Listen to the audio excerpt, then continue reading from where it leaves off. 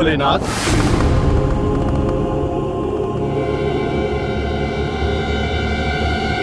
महादेव! प्रभु प्रभु प्रभु महादेव!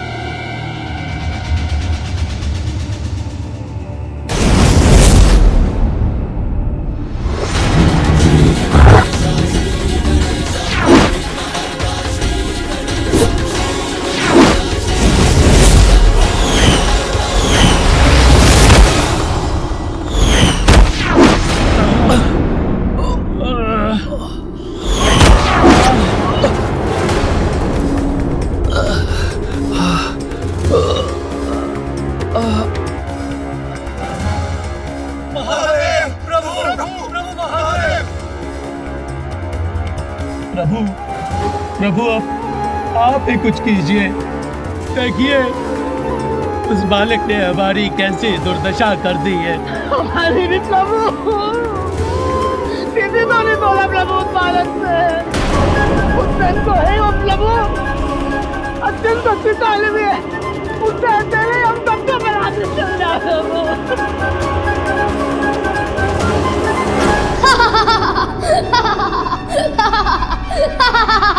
मैंने कितना कहा किंतु नहीं सुना आप सभी ने, तो अब भुगतिए परिणाम।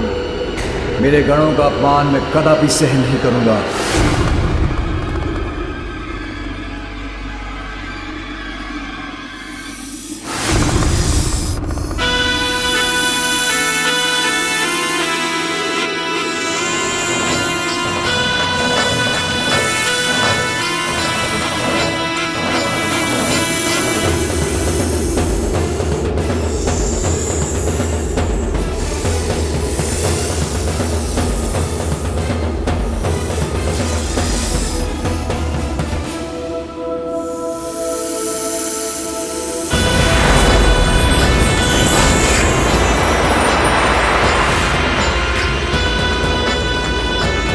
शिव शंभु, अपने इस सेवक वासुकी को आदेश दीजिए।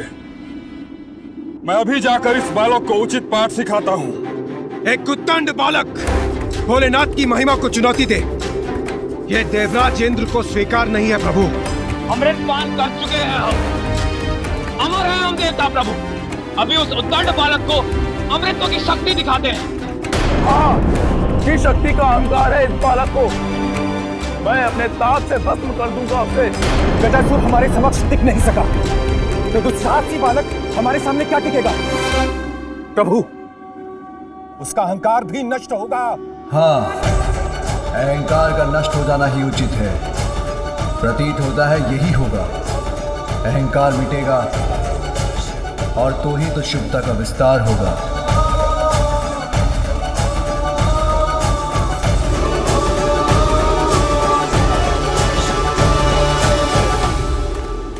उस बालक को पराजित करने के लिए आप सभी देवताओं की शक्तियां पर्याप्त हैं। शीघ्र जाइए और उसके दंभ का अंत कीजिए।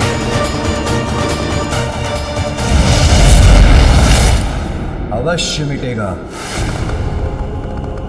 सबका अहंकार मिटेगा।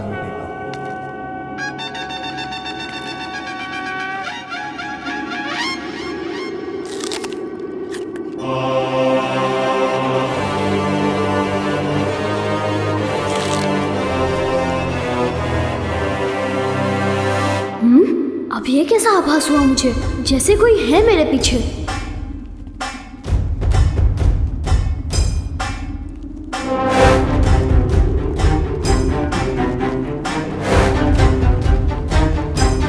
ना स्वयं शांत बैठते हैं, ना दूसरों को शांत बैठने देते हैं। उन्हें लौटाया था, अब ये आ गए। उचित है, आइए।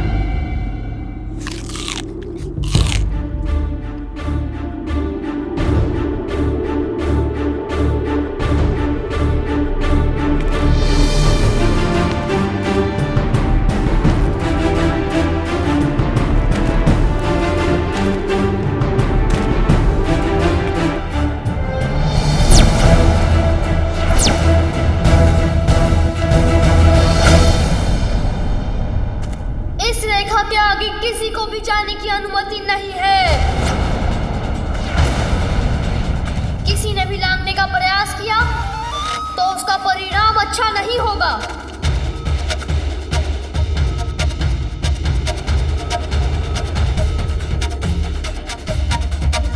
ए बालक, क्यों अपने जीवन के शत्रु बने हुए हो? हटो मेरे मार्ग से और अपने जीवन की रक्षा करो। आप लोग एक ही बार में समझ क्यों नहीं जाते? मैं अपने स्थान पर और अपने निर्णय पर अडिग हूँ और अडिग रहूंगा। कोई इस रेखा के आगे नहीं जा सकता। ये ज्ञात भी है मैं कौन हूँ?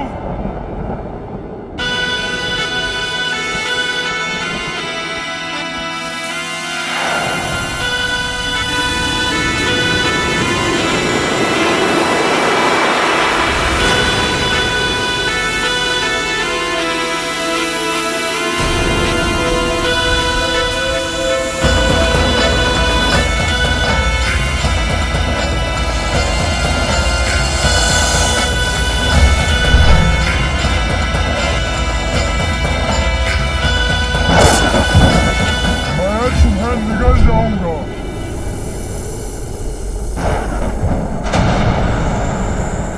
नागराज वासुकी, ये क्या कर रहे हैं आप अपनी सभी सीमाओं का उल्लंघन कर रहे हैं। अब तुम मेरा ग्रास बनोगे बालक। नागराज वासुकी, रुक जाइए।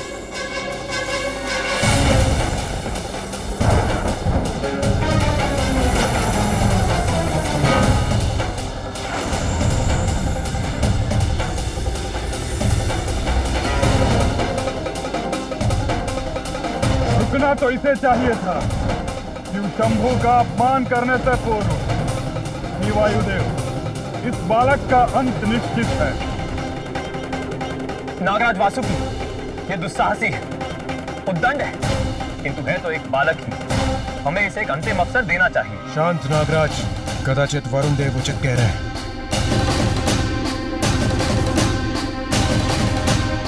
उचित है देवराज, किंतु यदि ये तब भी नहीं माने तो मैं विवश हो जाऊंगा। ये कैसे कैसे विचित्र रूप धारण करके आ रहे हैं आप सभी। सर्वप्रथम वृषभ, फिर मेढ़ा और अब ये विशालकाय सर्प। क्या एक एक करके आप सभी पशुओं और जंतुओं के रूप धारण करेंगे?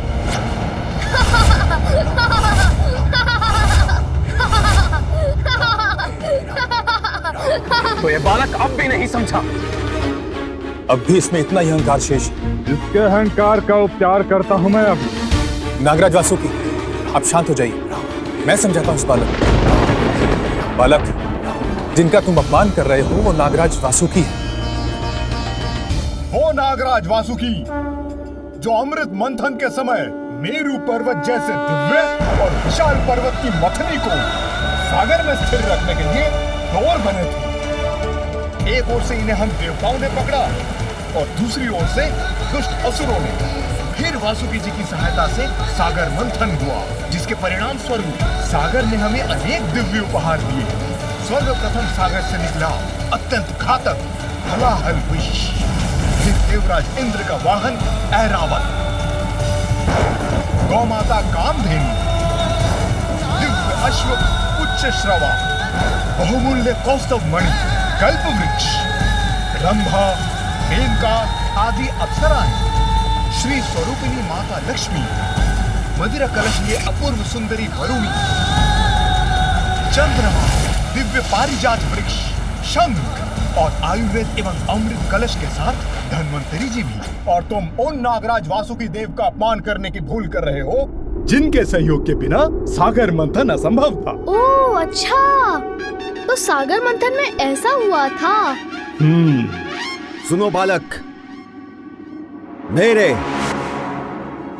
सूर्यदेव के अतुलित तेज से, अग्निदेव के ताप से, वायुदेव के 49 मारुतों के वेग से, जल संचारक वरुण देव की शक्ति से तुम परिचित नहीं हो बालक।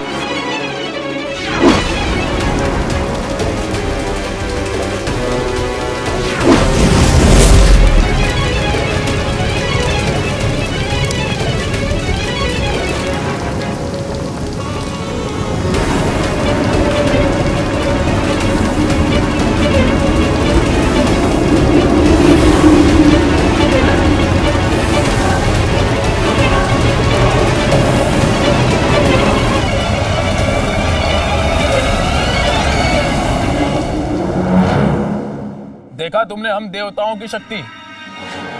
और तुम हमारा अपमान कर रहे हो। अपमान?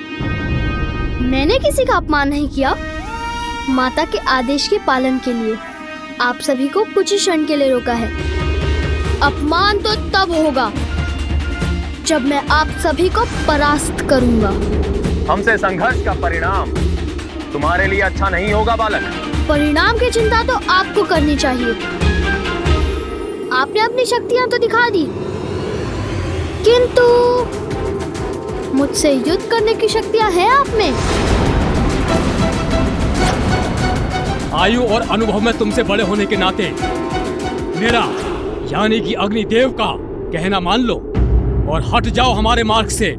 देवता हैं हम, अपार शक्ति है हमारी, जिसका प्रयोग कर बड़ी सहजता से हम तुम्हें पराजित कर सकते हैं। कल्पना में, वास्तविकता में नहीं।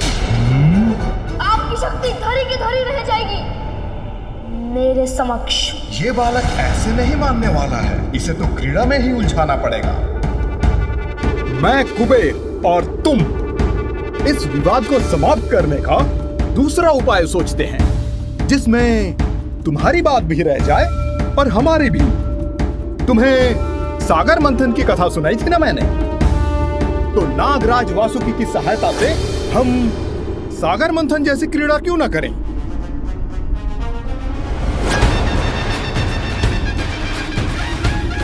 हाँ, कदाचित इसमें आनंद आएगा, किंतु मंथन के बाद सागर में से इतनी दिव्य वस्तुएं निकली थी। हमारी इस क्रीड़ा में जो विजयी होगा उसे क्या प्राप्त होगा? यदि हम देवता विजयी हुए तो तुम हमें आगे जाने दो। विजय होंगे आप सभी? असंभव।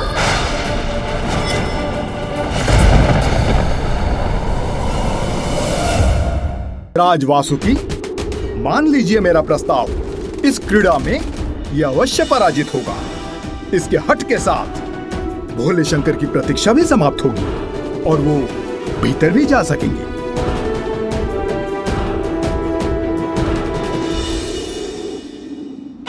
ठीक है।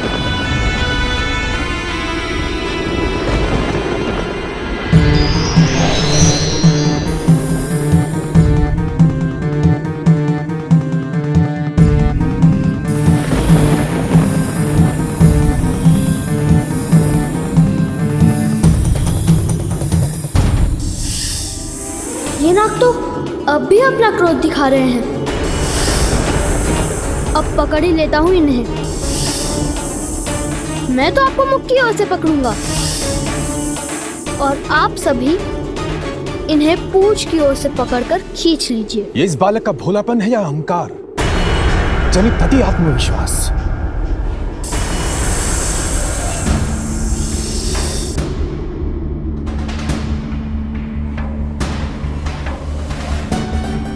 मैं इस क्रीड़ा में तुम्हारे साथ अन्याय नहीं करूंगा बालक। इसीलिए इस क्रीड़ा में मैं अग्निदेव एक ही हाथ का बल लगाऊंगा।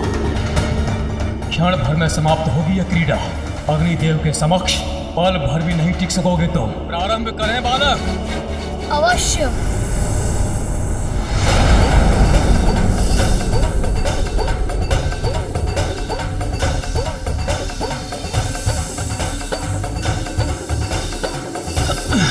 अच्छा, ये तो अपने ही स्थान पर स्थित है। मुझे और बल लगाना होगा। मेरा सामना नहीं कर सकेंगे। अरे, आपने प्रारंभ कर दिया? मुझे तो ज्ञात ही नहीं हुआ। मैं भी बल का प्रयोग करता हूँ।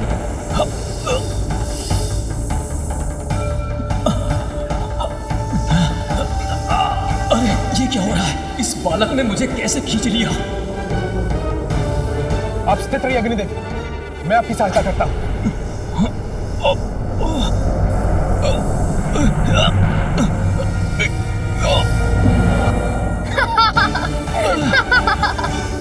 बस इतनी ही शक्ति है आप दोनों में।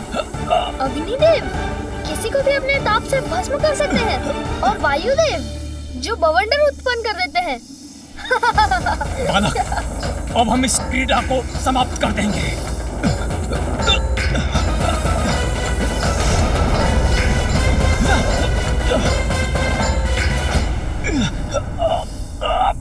करता हूँ। क्रीड़ा आप समाप्त करते हैं या मैं? आश्चर्य है, इस बालक में इतना सामर्थ्य। अग्निदेव और मेरी वायुदेव की सम्मिलित शक्ति का सामना कर रहा है, खींच रहा है। अग्निदेव, अपने पांव जमाइए। वायुदेव, आप इतने भारी हैं क्या? बल लगाइए, अपनी शक्तियों का प्रयोग कीजिए। चलिए। आप हमें आदेश मत दीजिए सूर्यदेव। आप स्वयं संभाल कर दिखाइए इसे। ये तो एक दूसरे से ही उलझ रहे हैं, यही उचित अवसर है। एक बालक से विजय प्राप्त नहीं कर पा रहे हैं और एक दूसरे पर ही दोषारोपण कर रहे हैं। ऐसे तो ये बालक विजयी हो जाएगा।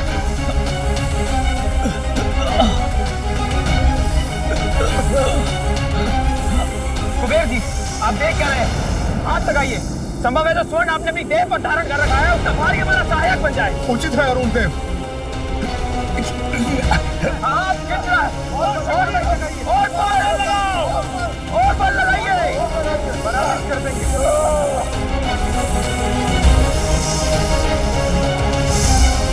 ये कैसे संभव है? अवश्य ही बालक कोई अदृश्य मायावी शक्ति का प्रयोग कर रहा है। हम भी अपनी दिव्य शक्तियों का प्रयोग करते हैं।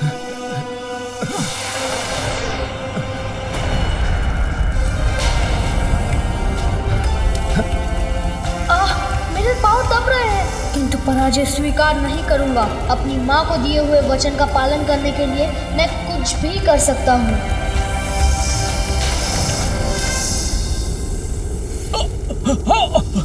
अब देखिए मेरी शक्ति।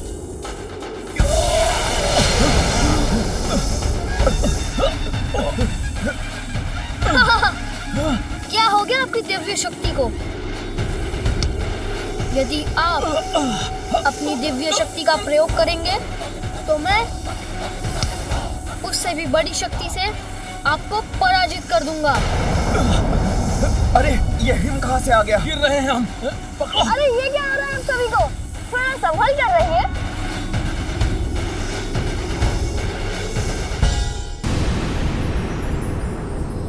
बड़ों का अपमान तो बालक का दुर्भाग्य बनता है स्वामी।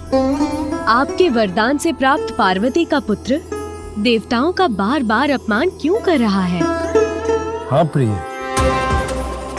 इस बालक की उदंडता में वृद्धि होती जा रही है और ये शुभ नहीं। प्रभु, यदि आप सारे देवताओं को बता दें कि ये बालक देवी पार्वती का पुत्र है तो ये युद्ध स्वतः रुक जाएगा। देवी, जब स्वयं भोलेनाथ शांत है तो इसके पीछे अवश्य ही कोई बड़ा कारण होगा। अब मैं इस बालक की उदंडता को और नहीं सहूंगा। अब मैं इसे अपना तेज दिखाता हूँ। देवगण, आप लोग नागराज वासुकी को छोड़ दीजिए।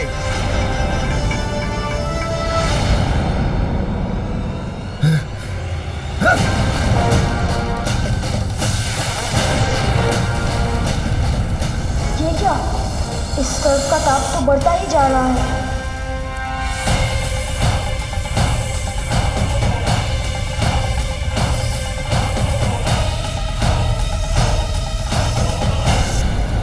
कुछ भी कर लीजिए, किंतु मैं आपको नहीं छोड़ूंगा।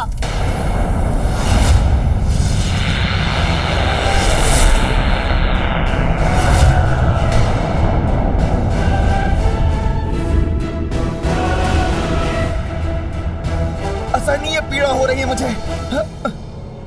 बस बहुत हो चुका।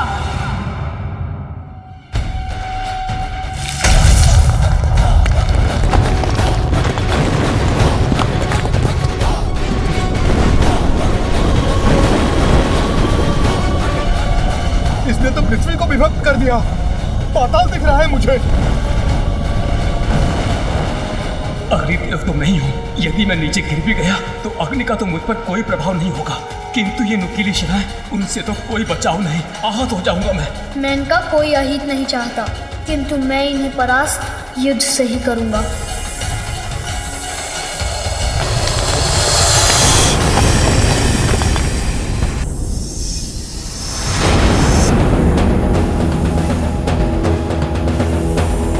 सभी देवगण पराजित हो रहे हैं। अब मुझे ही शीघ्र कुछ करना होगा।